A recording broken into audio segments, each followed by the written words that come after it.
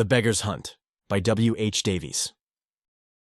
I had been resting for a little time, and, as I was about to continue my journey, I looked back and saw a man in the distance, coming towards me.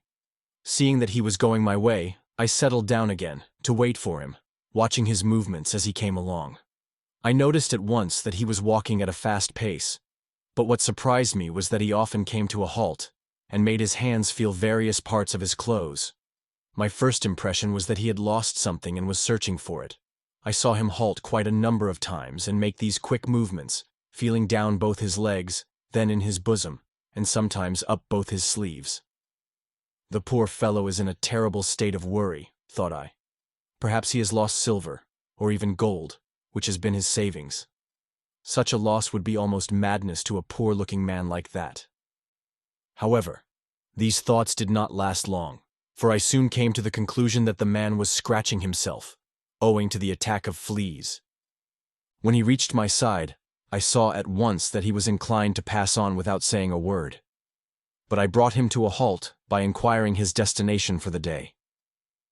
He did not answer for some time, for he had put his hand down the back of his neck to scratch his shoulder blade, and this action choked his utterance. As soon as he was able to speak, he answered that he was on his way to Hungerford. "Let us walk together for a little way," I said, "for I am going there too, but I am not able to walk very fast." Saying this, I gave him 2pence, knowing that he would be in no hurry after that, as he would hope for further kindness before we parted for good. To encourage him in this belief, I offered him tobacco, at the same time saying, "I shall be glad when we come to an inn." He began to scratch more than ever now, as much from delight as from fleas. "Are you out of work?" I asked as we went along. "I am," he answered. "There is no work to be had anywhere. Curse it." Saying this, he began to scratch his left shoulder, and I knew at once that it was a flea, and not the lack of work, that was the object of his curse. "Have you been out of work long?" I inquired. 2 months, he answered, "and I never expect to be in work again. Curse it." This time, he began to scratch his left thigh, and I again came to the conclusion that a flea, and not the lack of work, was the reason why he swore. Of course, I could see plainly that this man was a tramp of a very long standing, who did not trouble his head about work, but would not let me know the truth. We went on like this for about half a mile, talking of the difficulties of a man out of work, which my ragged companion said were heartbreaking. "Yes," he said, coming to a halt, and beginning to scratch under his right arm. "Yes, this kind of life is heartbreaking. Curse it." At last I saw a signboard not far away, and knew it was an inn. But by this time I began to have my doubts as to the wisdom of having this man's company, even in the very lowest kind of a tavern, where the landlord or his customers would be certain to object to his company. However, I did not like to let him go without first giving him a glass of beer. So, I came to a halt and said, "We will go into this inn, but while we are there, can you stop scratching?" "Of course I can," he answered readily, as though nothing in the world was easier. "You must understand," I continued, "that the landlord, or his wife, or his daughter, whichever serves us, would not care to have a customer that kept on scratching himself. So, drink and laugh, but for God's sake, don't scratch." When my ragged companion heard this, he laughed heartily and began to scratch himself all over. When I saw his delight, I could not help laughing as heartily myself. However, after his glee was over, I said kindly, so as not to hurt his feelings, "You'll try not to scratch, won't you?" When I had done speaking, my companion, who had been motionless for quite half a minute, said in slow, distinct tones, "If I say I won't scratch, I won't scratch, and if I do, may the devil pickle and purge me." With this understanding we made our way towards the inn, but we had scarcely gone 10 steps when my companion waved his hand with a wide sweep, saying, "This is a beautiful county."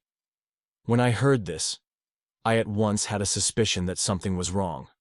So, although I looked away from him for a moment, I turned quickly in his direction, and was just in time to catch him in the act of scratching his right leg. Seeing this, I made up my mind to enter the inn alone, so I took 3pence out of my pocket and said, Do what you like now, for I shall probably be at this inn for a couple of hours. Goodbye. Thank you, he answered, grasping my hand. You're a true gentleman. Good, bye, and good luck. Saying this, he went off with all speed. When I entered the inn, which was called the Wagon and Horses, I saw my late companion sitting in the tap room with a glass of beer in his hand. Whether the landlady had been civil to him or not, I cannot say, but it was most certain that when I entered she cast several cold glances at her other customer. However, the latter appeared to take little heed of this, and sat with his 2 arms leaning on the table. It must not be inferred from this attitude that he was not scratching. There he sat, his arms motionless, it is true. But what about his feet? If the landlady, who had now retired, could have seen those feet, as they were seen by me, she would have ordered him out of her house at once.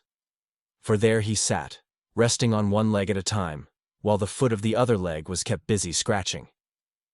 But this secret method was not satisfying for long, for in a few moments he gave his feet a rest and set his hands to work on the upper parts of his body. After doing this for a short time, he suddenly got up, finished his beer, and ran headlong out of the house. After having had some bread and cheese and pickles, some beer, and a rest of half an hour, I left the Wagon and Horses and continued my journey towards Hungerford. But I had not been walking more than 20 minutes when I heard a voice hail me from behind a steep bank. When I looked, I saw my late companion. "Wait a minute," he cried, "for I am now ready to travel." "Have you been sleeping?" I asked, when he had reached my side. "No," he answered with a laugh. "I have been having a lively time at hunting and killing fleas. I shall sleep well after this excitement." As we walked along, he talked of nothing but hunting and killing fleas, saying that hunting hares, foxes, or stags was but poor sport compared with that. The subject seemed to interest him so much that he could not change to another, and was still at it when we were within a short distance of Hungerford. The end.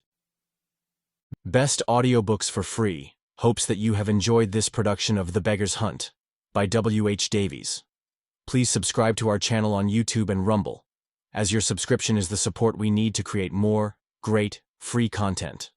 Please look to our website at bestaudiobooksforfree.com for a complete list of our audiobooks.